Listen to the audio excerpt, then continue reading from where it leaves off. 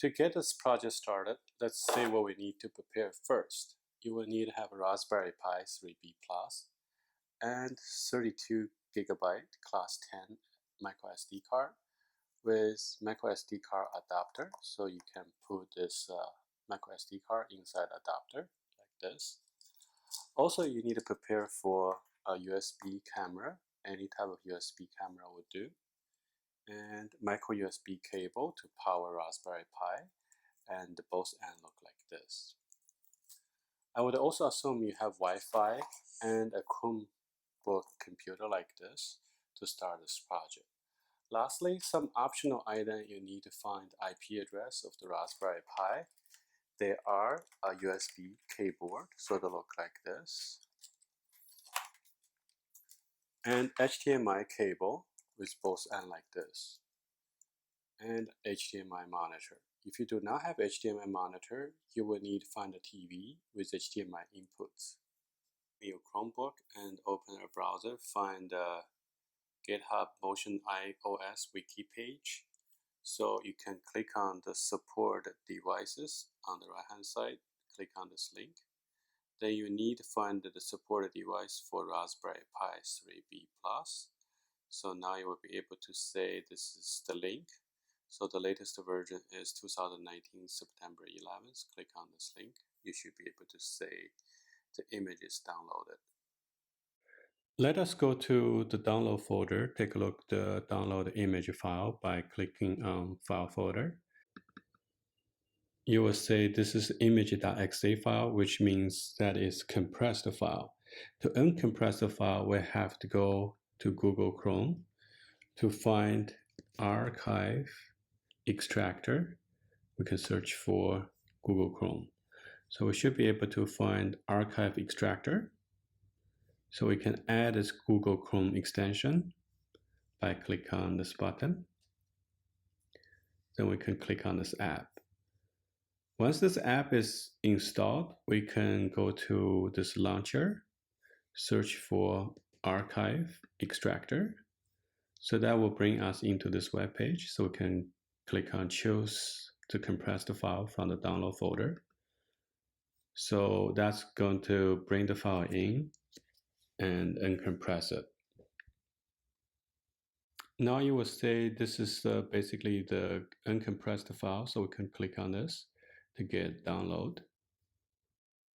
Once it is download, we can go back to say the download folder. You should be able to say the file is downloaded in here as 330 megabytes.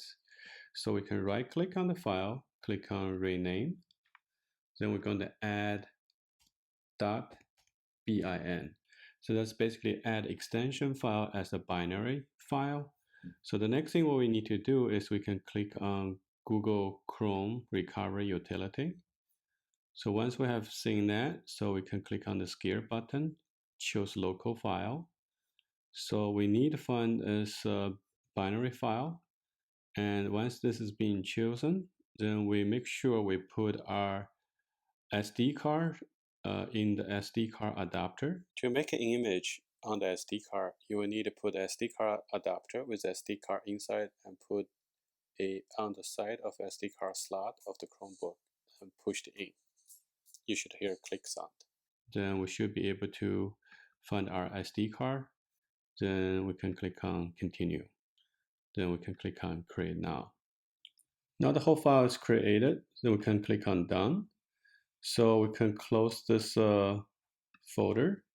Next, you will need to go to this wiki page for Motioneye OS. And you should be able to find here, you have Wi-Fi pre-configuration. So in here, we need to create a file called wpa supplicant.config. To find the content, you can scroll down. You should be able to say those content. So you can highlight, copy it.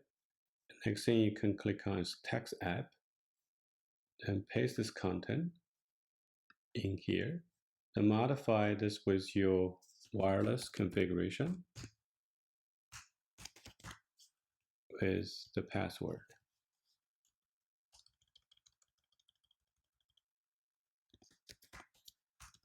After that, you can click on save, and you should be able to say the external drive, and you can expand it. You should be able to say that may have two drives, and you can check them both. Make sure so one contains config.txt, command.txt.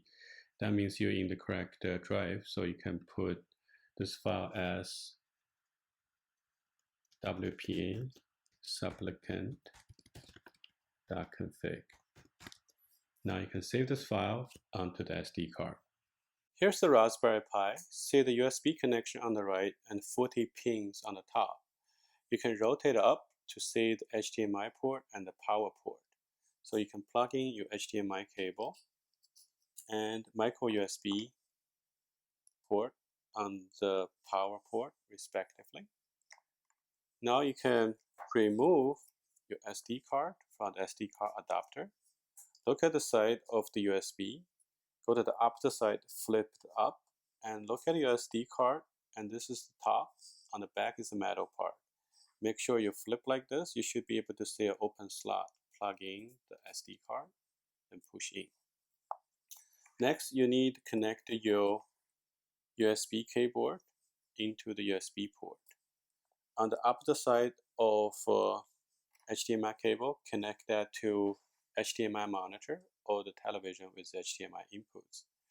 And you can also plug this other side of the micro USB cable to a power port. So we can power the Raspberry Pi by plugging the USB. So you should be able to see light changes. So now on the HDMI screen, that should expanding everything. And you see WPA supplicant. And that's going to start a Motioneye.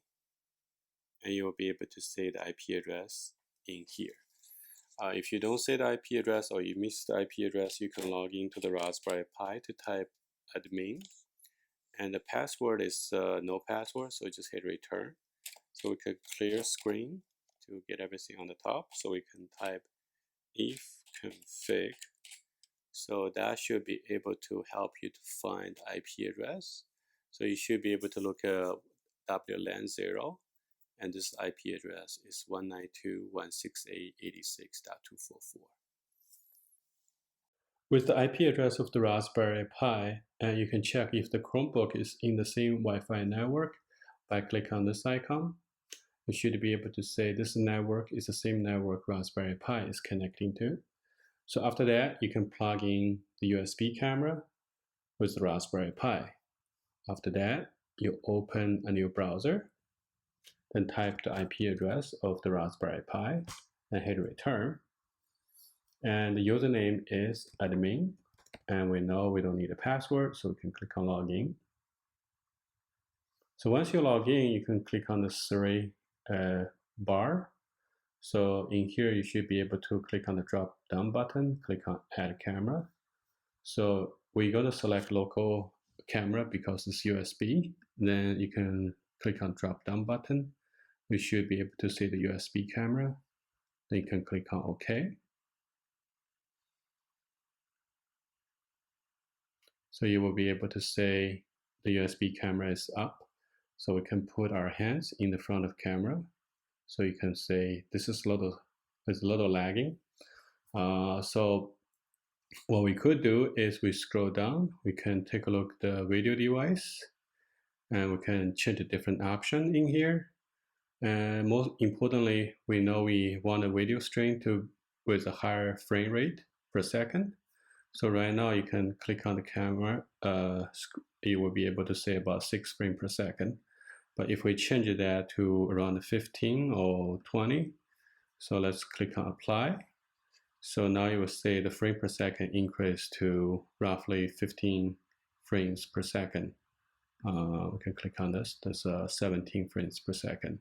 So if you put our hands in the front, you should be able to say it's come much quicker in terms of doing the detection. So this is about it.